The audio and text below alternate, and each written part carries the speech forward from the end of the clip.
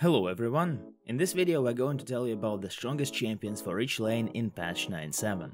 Mid-season invitational games will probably be played in this patch, so Riot tried to take it easy. The Aftershock rework was left for the next patch, while the other minor nerfs, Urgot and Kayle, and buffs won't affect the overall balance of the game. So for the next 2 weeks we'll still be playing in the patch 9.6 meta. So let's start with the top lane where we have very few changes, and the first champion is Riven. Her win rate is still at 53 to 55%, depending on the sovereign rank. She hasn't undergone any nerfs, and the key of her success is the Conqueror rune, which grants too much stats and true damage, plus Spear of Shojin, which compensates for her main weakness, relatively high ability cooldowns. She has two possible rune paths, Inspiration in easy matchups and Resolve in aggressive ones. Well, Last Stand is also worth noting as it's more effective than Coup de Grace in all-in situations. Her build is the same, start with a Black Cleaver or Spear of Shojin, then Death's Dance, which is now popular amongst many champions, and a couple resist items, Guardian Angel and Mercurial Scimitar. Next comes Kayle. Despite the fact that Kayle is nerfed for the second patch in a row, her win rate still equals 52 to 54%. The reason is that players have finally figured her out and learned to use the champion's potential to the maximum. In addition to her ability power build, Kayle now has a very effective crit chance build with Trinity Force, which got slightly nerfed in 9.7. However, high elo players still keep playing this champion despite the nerfs.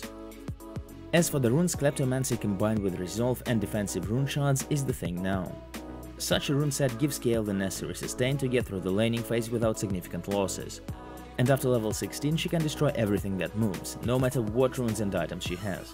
So if you like late game hyper carries and can handle a tough early game, add Kayle to your champion pool. A few more worthy top lane picks. Hecarim, who still played with Conquer and Ignite. By the way, we have a free guide on this champion on our YouTube channel. Mundo, who's got another buff in this season and is ready to throw a cleaver or two in his opponent's face. Kled, currently the best top lane bully, and Teemo. The new Wit's End will make him feel good enough in matchups against mages. Now let's move on to the jungle. In patch 9.5, Vi finally got her portion of buffs, and for 4 weeks in a row her win rate has been stable at 52 to 54%. The reason is that Vi now can farm the jungle much faster and spend less health doing it.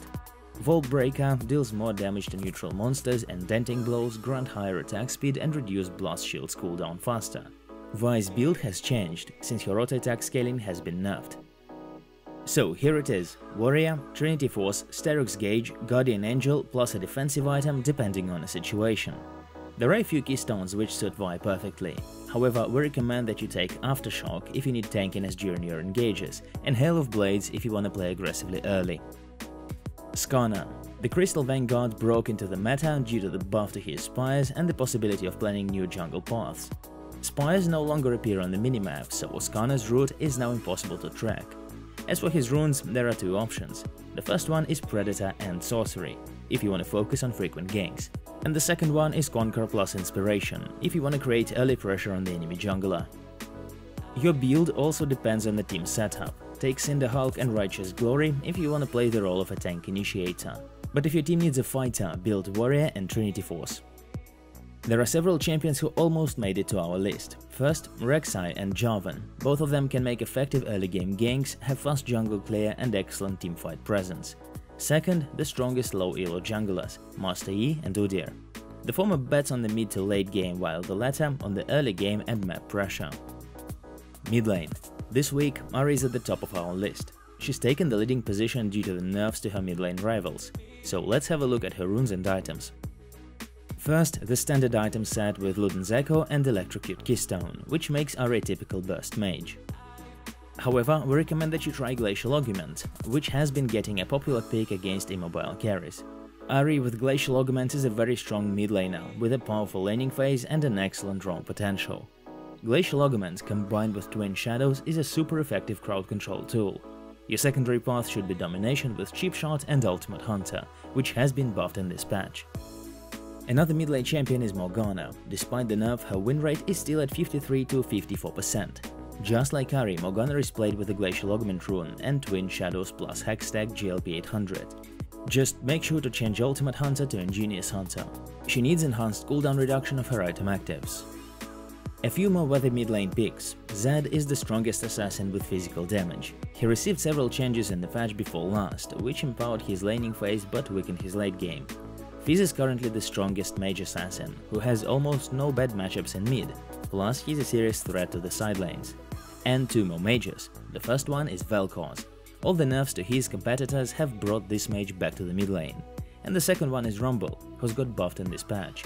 Rumble has a great push and roam potential due to a low cooldown of his ultimate. Bot lane champions. The meta has been rapidly shifting in the direction of tank setups, and who counters them best? Right, hyper carry marksman and primarily Kog'Maw. His win rate has already risen to 52%, and this isn't even his final form. Turret plates provide a relatively long laning phase for this champion, thus granting time to farm up for his first item. He likes to play with such supports as Nami and Lulu, who are pretty strong right now. Also, after the rework, Witsend grants 5% movement speed, which is vital for Kog'Maw. Due to his ability kit, he doesn't need armor penetration items and can build full on hit damage. Another hyper carry marksman is Vayne, who still has a decent win rate of 52 to 53%.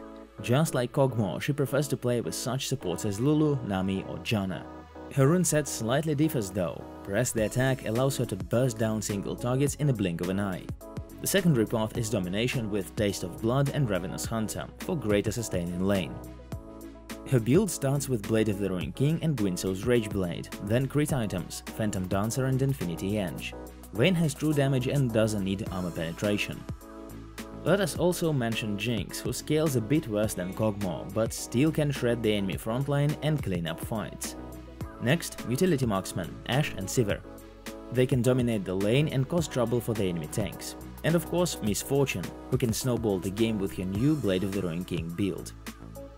And we move on to supports. Number 1 on the list is Nami. At the moment, she's the strongest peel support in League. Her win rate equals 53% and peak rate is just off the scale. The reason is Nami has both strong heal and decent trade potential. Apart from Mary and Inspiration, her alternative rune path is Guardian plus Sorcery, which greatly increases her dual potential at early levels. Another champion for the support role is Sona. She's a late-game carry in the world of supports. Her laning phase is rather weak, but after 20 minutes her heal and buffs become so huge she might completely turn around games. In addition to her common rune set, Aerie and Inspiration, Sona has a Kleptomancy set. But take it only against melee champions, it doesn't really work in ranged matchups. Morgana has the highest ban rate amongst all the supports. It equals 52%, which is incredibly high. She still provides a safe laning phase for her ADC and an endless route with Q. The next support is Thresh. He has difficult mechanics but versatile ability kit. As for high rank games, Fiddlesticks is very popular due to his target crowd control and high poke damage. And we've already mentioned strong peel supports Janna and Lulu. And that's pretty much it for the best champions in patch 9.7. Thank you so much for watching guys, and good luck in your solo queue.